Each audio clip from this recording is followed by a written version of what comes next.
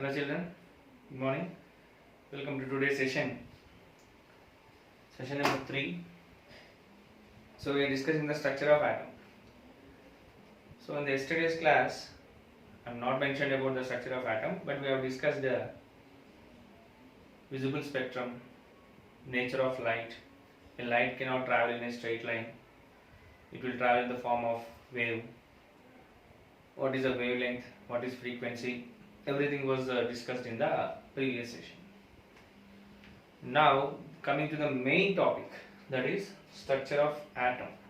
అసలు ఆటం అంటే ఏంటి, ఆటంలో అసలు ఏంటి, ఆటం ఏంటి, దానిలో ఏముంటుంది, ఎలా ఉంటుంది, ఇదంతా తెలుసుకోవాలి అంటే సో ఇందులో కొంచెం I use some Telugu words also to understand. ఎందుకంటే ఇది చాలా ఇంపార్టెంట్. అసలు ఎక్కడి నుంచి మొదలైంది, మనం ఎక్కడ ఉన్నామో, ఇదంతా సెకండ్ ఎక్కడ వచ్చామో తెలియాలంటే కొంచెం ప్రీవియస్ హిస్టరీకి వెళ్ళాల్సి వస్తుంది. డైరెక్ట్గా మీకున్న దాంట్లో లెసన్ చెప్పేస్తే నేను మేనేజ్ చేసినా అవుతాను, సబ్జెక్ట్కి జస్టిఫికేషన్ చేసినా అవ్వదు. సో సబ్జెక్ట్ని సబ్జెక్ట్ లాగా చెప్పాలి. సో స్ట్రక్చర్ ఆఫ్ ఆటమ్ అసలు ఫస్ట్ ఎక్కడి నుంచి మొదలైంది అంటే జేజే థామ్సన్ నుంచి మొదలైంది. First J J Thomson is one of the scientist who suggested the structure of atom. So what his concept is?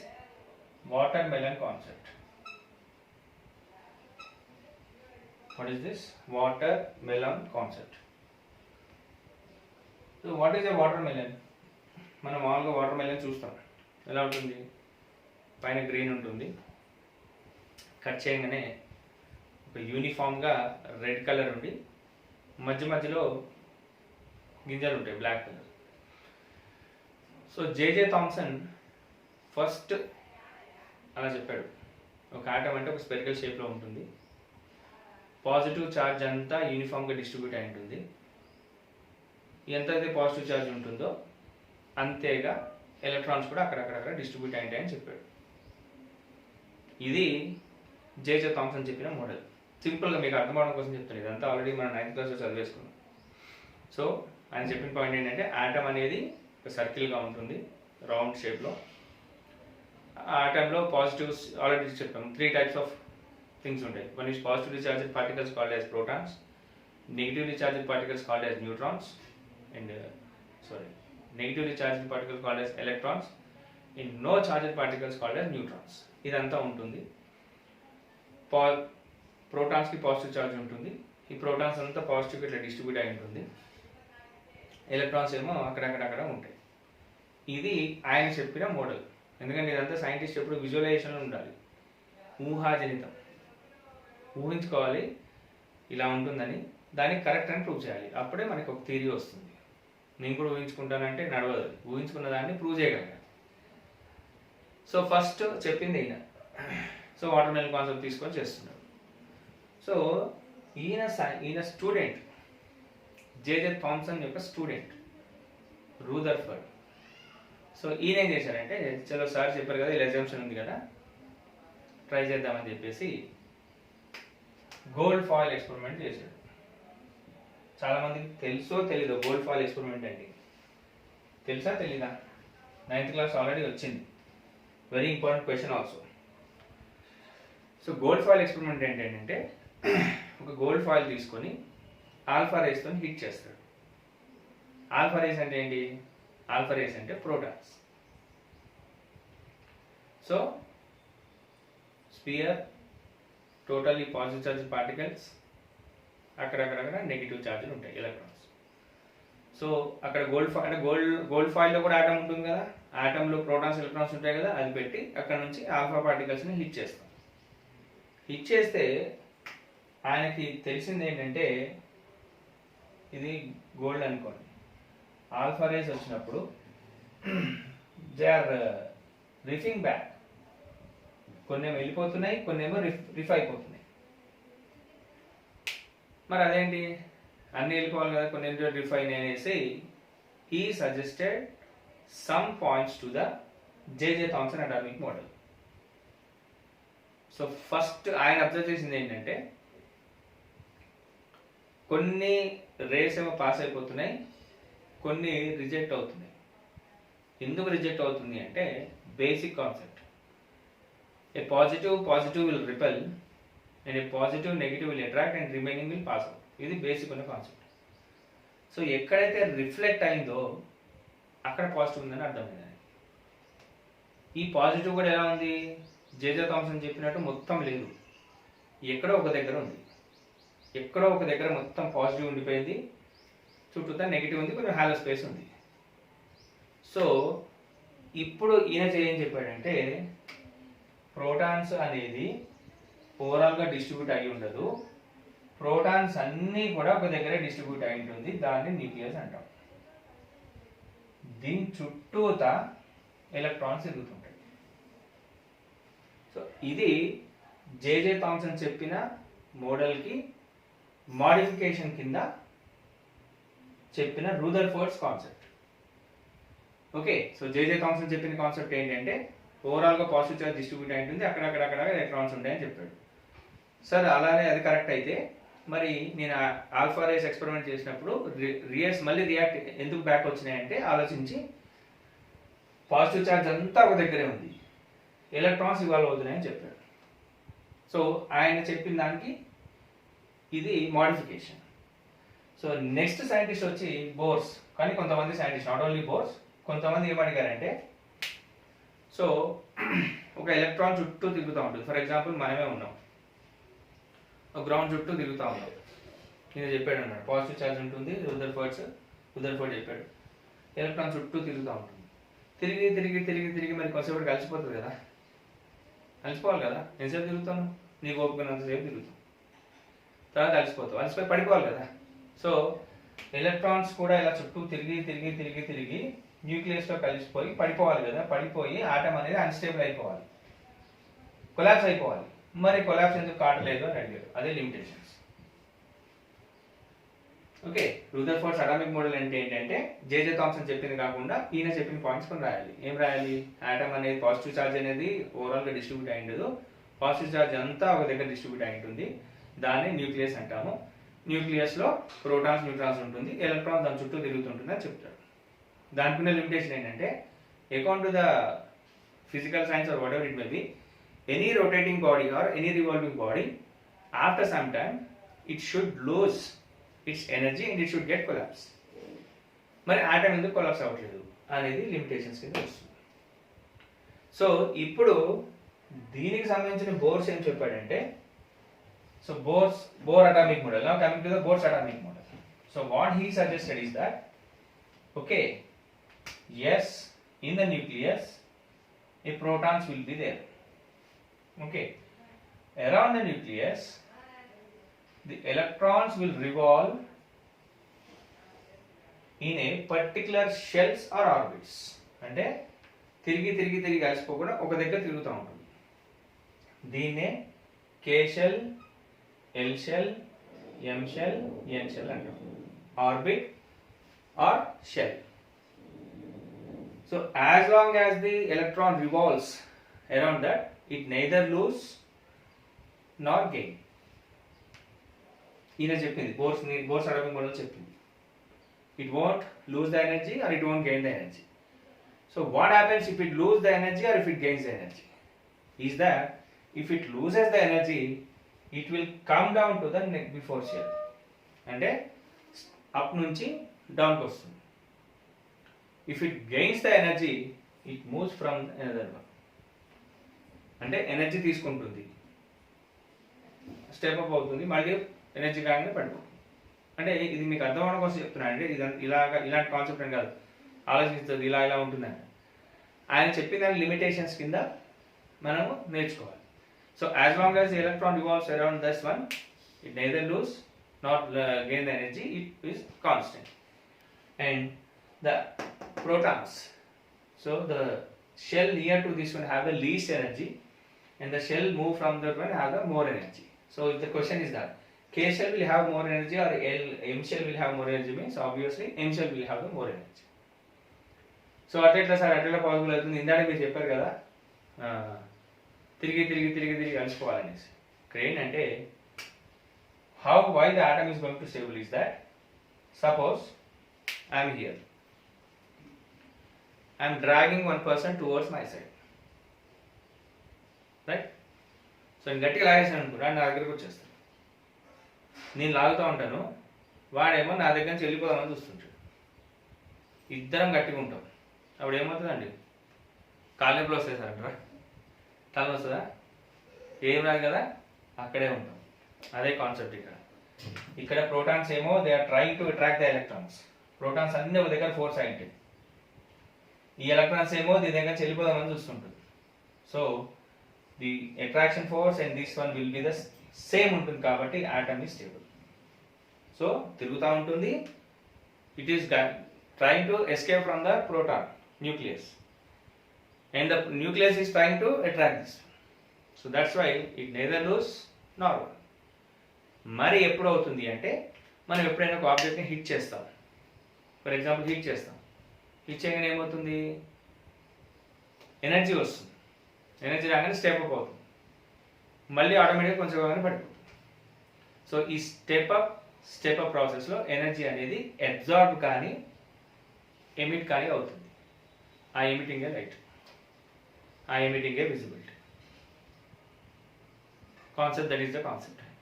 Room మొత్తం చీకటి ఉంది, ఏం కనపడదు. ఏమైనా ఎందుకు కనిపిస్తుంది?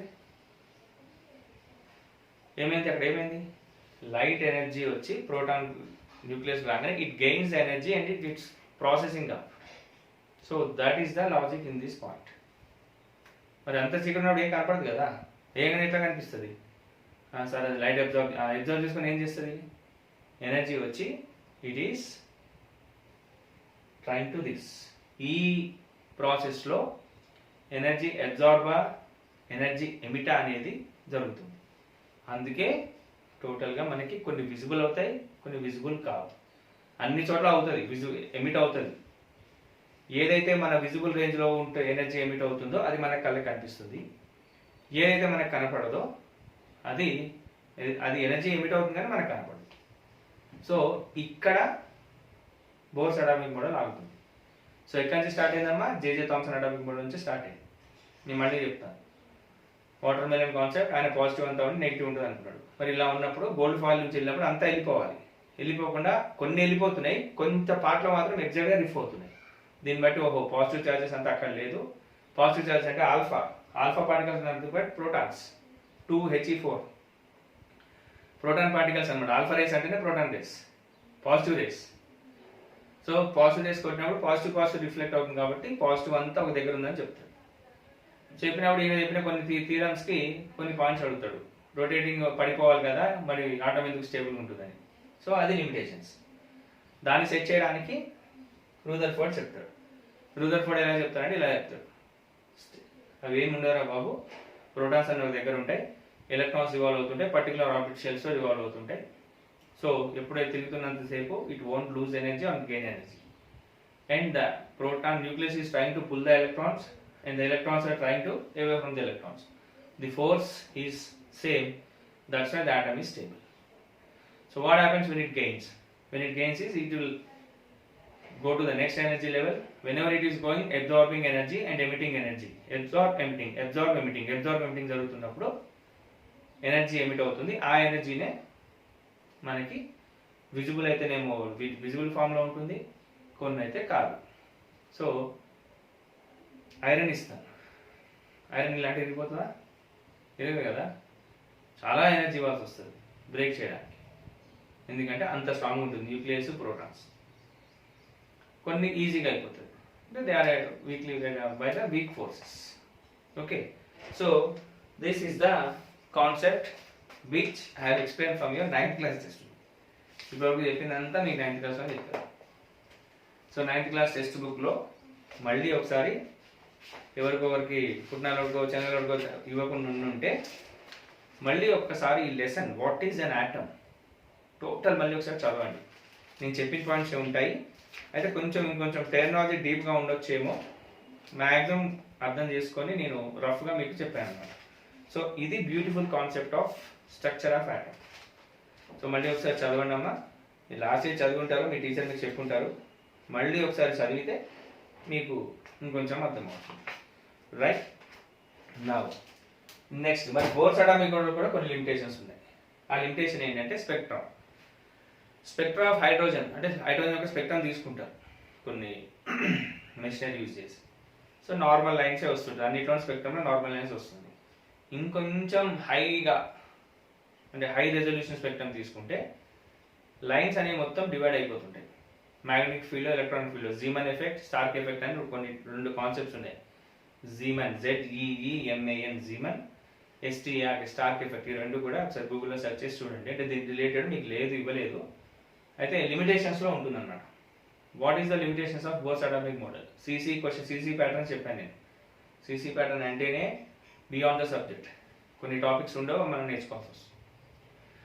So Zeeman effect and Stark effect explain చేయలేకపోతారంటే మ్యాగ్నెటిక్ ఫీల్డ్ కానీ ఎలక్ట్రిక్ ఫీల్డ్ కానీ పెట్టినప్పుడు స్పెక్ట్రమ్ అనేది డివైడ్ అయిపోతుంటుంది. అది ఎందుకు డివైడ్ అని అడిగితే చెప్పలేకపోతుంటాడు. సైన్స్లో ఎలా ఉంటుందంటే ఒక థీసిస్ చెప్తే దాంట్లో నెగిటివ్ పాయింట్స్ పట్టుకోవడానికే ఒక టీం ఉంటుంది అన్నమాట. జెలసీ మనకు అర్థం చేసుకోవాలండి. సో ఆ టాపిక్ అంత అవుతుంది మనకి. ఏంటంటే పాయింట్ ఏంటంటే ఒక సైంటిస్ట్ ఒక థీరం చెప్పినప్పుడు అందులో ఉన్న మైనస్ పాయింట్స్నే ఫోకస్ చేయగలగాలి. అలా వాడు క్వశ్చన్ ఎన్ని టైప్స్ ఆఫ్ క్వశ్చన్స్ చేస్తుంటే మనం చెప్పిన థియరీ అంత స్ట్రాంగ్గా ఉంటుంది, ప్రతిదానికి ఆన్సర్ చేయగలగాలి. సో బోర్స్ అటామిక్ మోడల్ కూడా అన్ని విషయాల్లో సక్సెస్ అయినా కొన్ని విషయాల్లో సక్సెస్ కాలేదు.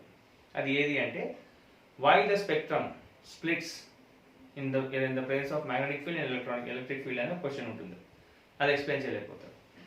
తర్వాత Bohr's atomic model will explain only the atom containing one, that is hydrogen మాత్రమే ఎక్స్ప్లెయిన్ చేయగలుగుతారు. హయ్యర్ వాటికి కొంచెం లిమిటేషన్స్ ఎక్స్ప్లెయిన్ చేయలేకపోతారు. ఇదంతా మీకు నెక్స్ట్ క్లాస్లో వస్తుంది. మన లిమిటేషన్స్ వరకు ఇక్కడ చూడండి.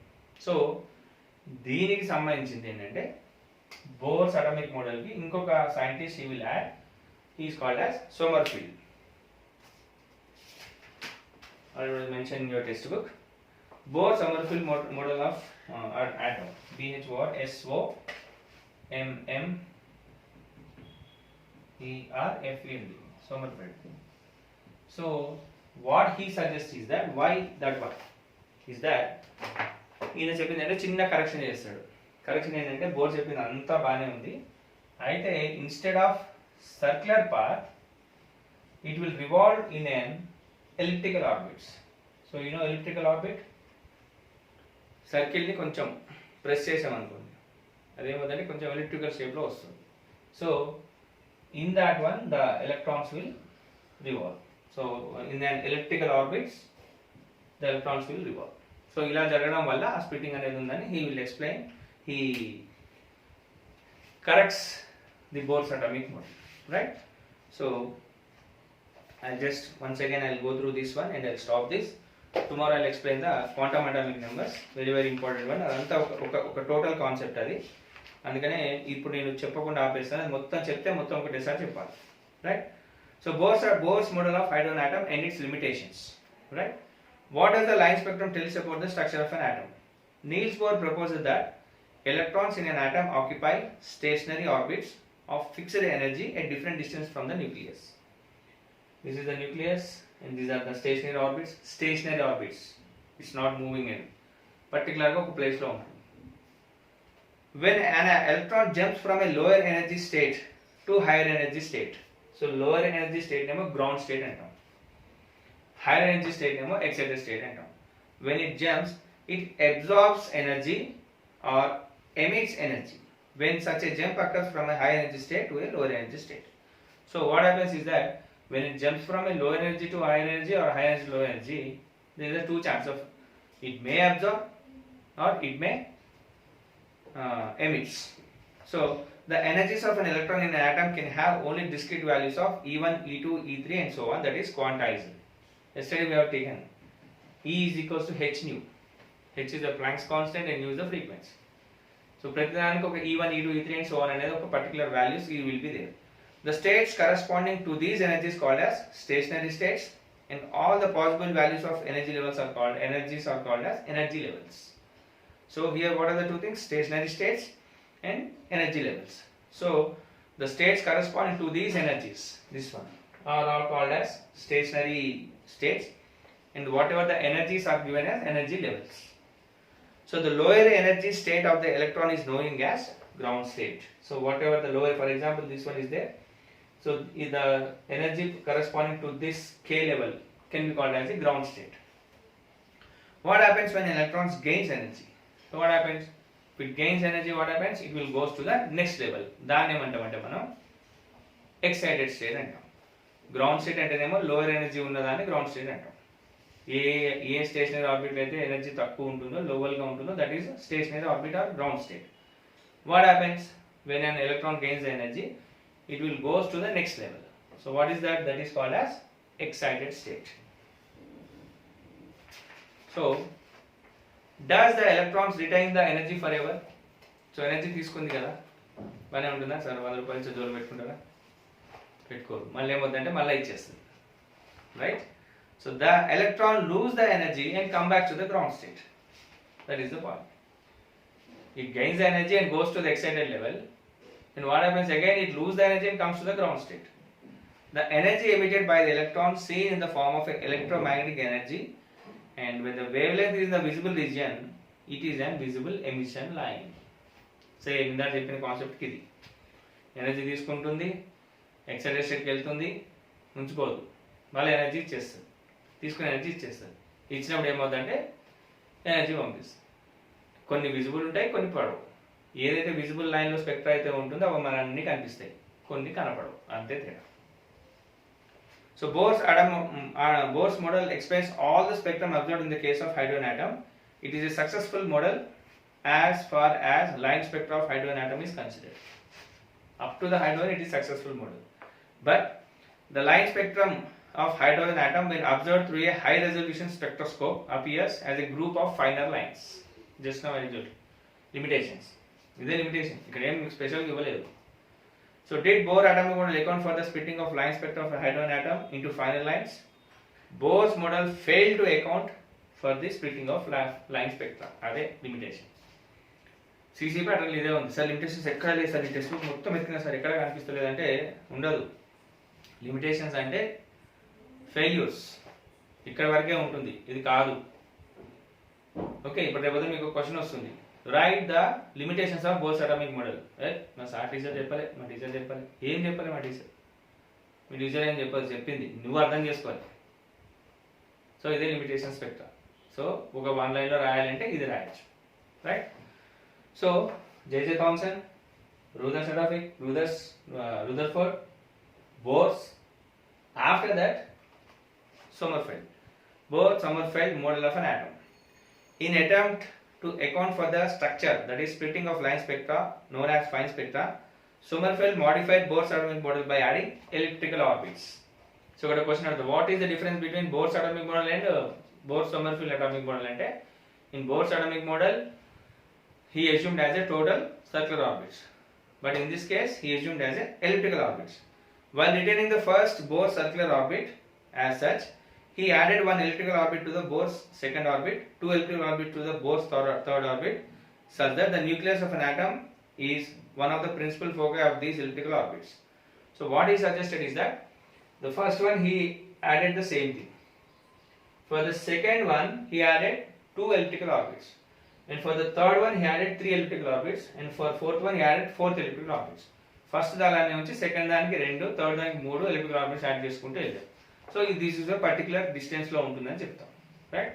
ఇలానే సార్ 2 ఎందుకు యాడ్ చేయాలి, 3 యాడ్ చేయొచ్చు కదా, ఫస్ట్ దానికి 5 యాడ్ చేయొచ్చు కదా, నెక్స్ట్ దానికి నువ్వు 3 యాడ్ చేయొచ్చు కదా అనే క్వశ్చన్కి కాంటెంట్ నెంబర్స్లో ఆన్సర్ వస్తుంది. అదే చెప్పాను, ఇక్కడే మీరు వై, సైన్స్ స్టూడెంట్కి ఎప్పుడు వై అనేది ఉండాలి, వై అనేది ఉండాలి, కానీ దానికి సంబంధించిన ప్రాపర్ సబ్జెక్ట్ కూడా మనం తెలుసుకోగలగాలి, రైట్?